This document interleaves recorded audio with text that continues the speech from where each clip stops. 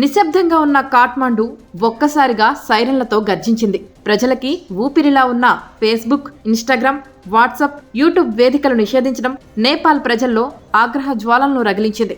నేపాల్లో సోషల్ మీడియాపై నిషేధం హింసకు దారితీసింది. ఖడ్గా ప్రసాద్ శర్మ ఓలీ ప్రభుత్వానికి వ్యతిరేకంగా యువత చేపట్టిన ఆందోళన హింసాత్మకంగా మారింది. ఈ ఆందోళనలో ఇప్పటి వరకు 10 మందికి పైగా ప్రాణాలు కోల్పోగా 80 మందికి పైగా గాయపడ్డారు. మృతుల సంఖ్య ఇంకా పెరిగే అవకాశం ఉంది. ఆందోళనకారులు నేపాల్ పార్లమెంట్ వద్ద దూసుకొస్తున్న క్రమంలో భద్రతా దళాలతో ఘర్షణ జరిగింది.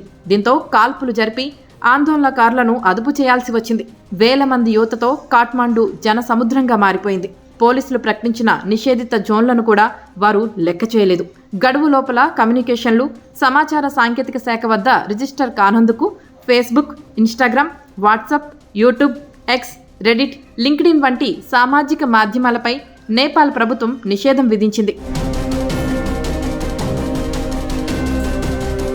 ఈ మాధ్యమాలు ఆగస్టు 28 నుంచి 7 రోజుల్లోగా రిజిస్టర్ కావాల్సి ఉంది. ఈ గడువు తీరిపోయినా అవి రిజిస్టర్ కాలేదు. టిక్టాక్, వైబర్, విట్క్, నింబజ్, పోపో లైవ్ మాత్రం రిజిస్టర్ అయ్యాయి. టెలిగ్రామ్, గ్లోబల్ డైరీలు రిజిస్ట్రేషన్ కోసం దరఖాస్తు చేశాయి. వాటికి ఆమోదం తెలిపే ప్రక్రియ నడుస్తోంది. ఫేస్బుక్ తదితర సామాజిక మాధ్యమాలపై ప్రభుత్వ నిషేధం వల్ల చదువు కోసమో, సంపాదన కోసమో విదేశాల్లో ఉంటున్న లక్షల మంది నేపాలీ యువత స్వదేశంలో కుటుంబ సభ్యులతో, బంధుమిత్రులతో మాట్లాడే అవకాశం కోల్పోయారు.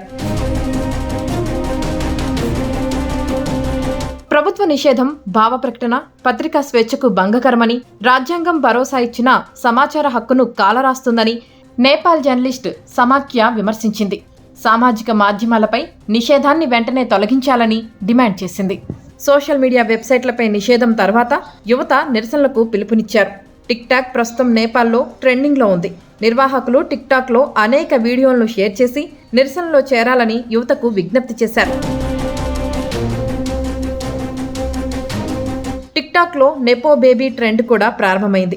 ఇందులో రాజకీయ నాయకుల పిల్లల విలాసవంతమైన జీవితానికి సంబంధించిన ఫోటోలు, వీడియోలు పోస్ట్ చేశారు.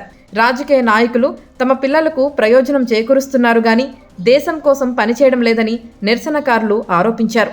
నేపాల్లోని మారుమూల ప్రాంతాల్లో నివసించే ప్రజల కష్టతరమైన జీవితాలను, నాయకుల సౌకర్యవంతమైన జీవితాలను పోలుస్తూ కూడా అనేక వీడియోలు కనిపిస్తున్నాయి. సోషల్ మీడియా ప్లాట్ఫామ్లపై సెప్టెంబర్ 4 నేపాల్ ప్రభుత్వం నిషేధం విధించింది.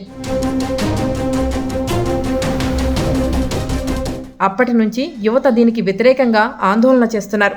బుల్లెట్లు దూసుకొచ్చినా, గ్యాస్ బాంబులు పెళ్లగొట్టినా నేపాల్ యువత గలం ఆగలేదు. సోషల్ మీడియా కేవలం వినోదానికి కాదు, కొందరికి అది జీవితం. కుటుంబంతో అనుబంధానికి వంతెన, ప్రపంచంతో అనుసంధానానికి జీవనాధారం. ఆ వేదికలను మూసివేయడం అంటే వారి కలలను, ఆలోచనలను, మాటలను బంధించడమే. అందుకే ఇది నిషేధం కాదు, ఇది మా హక్కులపై దాడి అని నినదిస్తూ రోడ్లపైకి దూసుకువచ్చారు. వాళ్ళు వీధుల్లోకి రావడానికి కారణం ఒకటే, తమ భావ ప్రకటన హక్కు కాలరాయబడిందనే వారి ఆవేదన.